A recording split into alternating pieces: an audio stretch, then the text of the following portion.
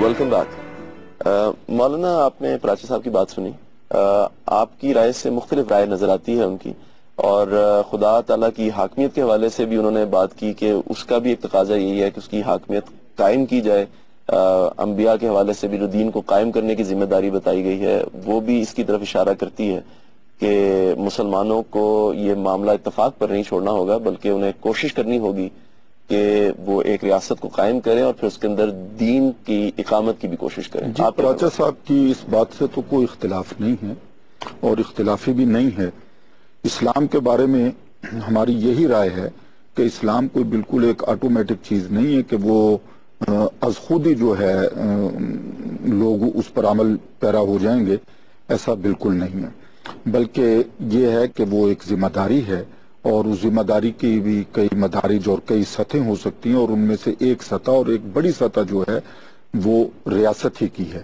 میں یہ سمجھتا ہوں کہ شاید انسانی تاریخ میں اس کی مثال نہ ملتی ہو کہ کوئی معاشرہ کسی مصلح کی اصلاح کے بغیر یا کسی کی کوشش کے بغیر خود بخود جو ہے وہ درست ہو گیا ہو, بلکہ یہی ہے کہ اس کو درست کرنا پڑا ہے, اور اس کو ایک دعوت کے ذریعے, ایک تبلیغ کے ذریعے.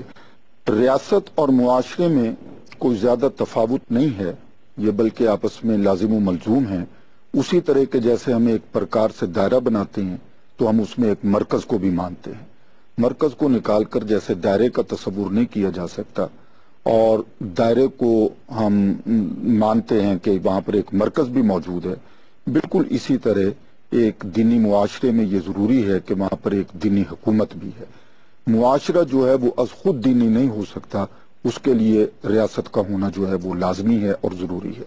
بلکہ میں یہ سمجھتا ہوں کہ یہ فرائض میں سے ایک فریضہ ہے کہ ہم دینی حکومت قائم کریں. جیسے نماز ہم پر فرض ہے, روزہ ہم پر فرض ہے, اسی طرح مسلمانوں کی یہ ذمہ داری ہے کہ وہ دینی حکومت کو فرض کریں, دینی حکومت کو قائم کریں. آپ بھی مسلمانوں کے لیے یہ ضروری سمجھتے ہیں کہ دعوت کے علاوہ سیاسی جد و جہد کے ذریعے وہ ایک ریاست کے قیام کی کوشش کریں؟ جی, غیر مسلموں کے لیے جو ہے وہ دعوت ہے, لیکن جو مسلمان ہے ان کے لیے ریاست کا ہونا ضروری ہے, اور ریاست کو حاصل کرنے کے لیے اور دینی حکومت قائم کرنے کے لیے جد و جہد کرنا یہ بہت بڑا فریضہ ہے. رامدی صاحب, آپ نے دونوں حضرات کی بات سنی, آپ اب اس کے بارے میں کیا فرمائیں گے؟ اسلام ایسے نہیں کرتا کہ مطلق طور پر کوئی ذمہ داری آپ پر عائد کر دے. اسلام نے جو طریقہ اس معاملے میں اختیار کیا ہے وہ یہ ہے کہ مسلمان جس حالت میں ہوں گے اس کے لحاظ سے وہ ان سے مطالبات کرے گا.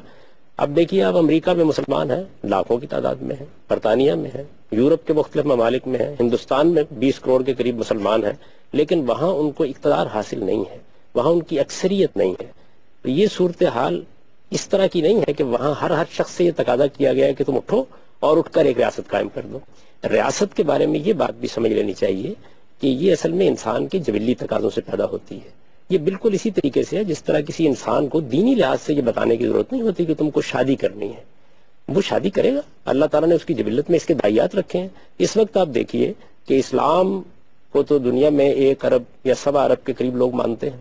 دنیا میں بہت سے مذاہب ہیں, عیسائیت تعداد کے لحاظ سے ہم سے بڑا مذہب ہے, لیکن اس سب کچھ کے باوجود خواہ مسیحی ہو, خواہ بدھ ہو, خواہ ہندو ہو, سب نے ریاستیں قائم کر رکھی ہوئی ہیں. تو ریاست اصل میں انسان کی فطرت کا تقاضا ہے. لیکن جہاں کہیں بھی کی طرف انہوں نے اشارہ کیا اقامت دین کے حوالے سے, خدا کی حاکمیت کے حوالے سے, ان کا کیا یہ منطقی تقاضا نہیں بنتا؟ یا میں سے ایک پر گفتگو کر کے آپ کو بتاؤں گا. میرا زاویہ نظر اس معاملے میں دونوں بزرگوں سے ذرا مختلف ہے, اور میں پہلے عرض کر چکا ہوں کہ آدمی جب دین پر تحقیق کرتا ہے, غور کرتا ہے, نصوص کو دیکھتا ہے, ان کے سیاق سباق کو دیکھتا ہے, ان کا صحیح مدعا متعین کرتا ہے, تو اس میں بعض اوقات اختلاف ہو جاتا ہے. میں جس طرح معاملے کو دیکھتا ہوں وہ یہ ہے کہ ایک مسلمان جب کسی ایسی جگہ پہ موجود ہوتا ہے جہاں اس کو اقتدار حاصل نہیں ہے, جہاں اس کی اکثریت نہیں ہے, جہاں کوئی خطہ ارض اس کو اس طرح میسر نہیں ہے جس طرح ہمیں 50-55 ممالک میں اس وقت میسر ہے, تو وہاں اس کی ذمہ داری یہ ہے کہ وہ ایمان لائے, وہ اللہ تعالیٰ کی ہدایت کے مطابق زندگی بسر کرے, اچھے اعمال کرے, اور اپنے گرد و پیش کے ماحول میں ایک زندہ اور بیدار انسان کی حیثیت سے اپنے دین کی دعوت پہنچائے. وہاں اس کی ذمہ داری اس سے زیادہ کوئی نہیں ہے. وہ دین کو واضح کرے گا, لوگوں کو بتائے گا. قرآن مجید نے اس کو سورہ عصر میں بڑی جامعیت سے بیان کر دیا ہے, یعنی یہ بتا دیا ہے کہ نجات کی یقینی ضمانت ہے ان لوگوں کے لیے جو ایمان لاتے ہیں, جو نیک عمل کرتے ہیں اور جو ایک دوسرے کو حق اور حق پر ثابت کرنے کی نصیحت کرتے ہیں. یہ ذمہ داری عامی و عارف پر ہر جگہ عائد ہوتی ہے. ہندوستان میں ایک مسلمان بستا ہے، یورپ میں بستا ہے، امریکہ میں بستا ہے، جہاں بھی وہ ہے اس کی ذمہ داری یہ ہے کہ وہ اللہ تعالیٰ کو مانے، اللہ کے پیغمبروں کو مانے، اللہ کی دی ہوئی ہدایت کو مانے اور پھر ان نیک اعمال کو اپنائے جو اخلاقی لحاظ سے اللہ تعالیٰ کے ہاں اس سے مطلوب ہے، اور اس کے ساتھ وہ گرد و پیش کے ماحول میں اپنی یہ ذمہ داری بھی ادا کرتا رہے کہ جو حق اللہ تعالیٰ نے اس کو دیا ہے، جس پر اس کو شرع صدر ہوا ہے، جو حقیقت اس پر واضح ہوئی ہے، اللہ نے اپنا دین جس طرح اس پر واضح کیا ہے، اس کو وہ لوگوں تک پہنچاتا رہے. اگر آپ اس سوال کو یہ صورت دے دیں کہ کیا اسلام صرف فرد ہی سے کچھ مطالبات کرتا ہے، نہیں، وہ فرد کی اجتماعی زندگی سے بھی مطالبات کرتا ہے. اور میں نے ابتدا میں آپ کے سوال میں یہ بات عرض کر دی تھی کہ وہ اجتماعی لحاظ سے مسلمانوں سے یہ مطالبہ کرتا ہے کہ وہ نماز کا اہتمام کریں، وہ زکوٰۃ کا نظم قائم کریں، وہ بھلائی کی تلقین کریں اور وہ برائیوں سے لوگوں کو روکیں.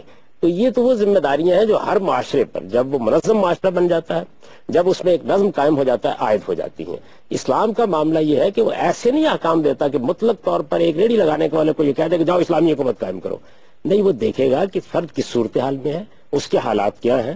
حالات مختلف ہو سکتے ہیں، آپ کسی جنگل میں ہو سکتے ہیں، آپ کسی ایسے ملک میں ہو سکتے ہیں جہاں آپ 2-4 لوگ ہیں، آپ کسی صحرا میں ہو سکتے ہیں، آپ کسی جگہ سفر کرتے ہوئے زندگی بسر کر سکتے ہیں. جب آپ کا نظم اجتماعی کسی علاقے میں وجود میں آ جاتا ہے تو پھر آپ پر کچھ ذمہ داریاں عائد ہوتی ہیں، اور وہ ذمہ داریاں یہ بھی ہیں کہ جب اب ہمارے پاس ایک حکومت قائم ہے تو اس حکومت میں ہم پر لازم ہے کہ اگر کوئی نزاعات ہمارے سامنے آئیں گے تو ہم اللہ کی شریعت کے مطابق ان کے فیصلے کریں گے. اس میں اللہ کا قانون ہوگا، اللہ کے قانون کو بالاتری حاصل ہوگی، اللہ کے قانون کی پابندی کی جائے گی. اور یہ جو میں نے ذمہ داریاں بیان کی ہیں، دینی ذمہ داریاں بیان کی ہیں، جو قرآن مجید کی ایک پوری نص ہے اس کے معاملے میں، ان ذمہ داریوں کو بھی وہ ریاست پورا کرے گی یا کہیے مسلمانوں کا نظم اجتماعی پورا کرے گا. تو یہ توازن ہے میرے نزدیک. اب آپ مجھے موقع دیں گے تو پھر میں ان میں سے ایک ایک آیت کو لے کے آپ کو یہ بتاؤں گا کہ ان کا ہرگز وہ مدعا نہیں ہے جو پراچا صاحب نے بیان کیا ہے اور جس کی تائید مولانا نے کی ہے. ناظرین، گفتگو جاری ہے، ہمارے ساتھ رہیے. واپس آتے ہیں ایک چھوٹی سی بریک کے بعد.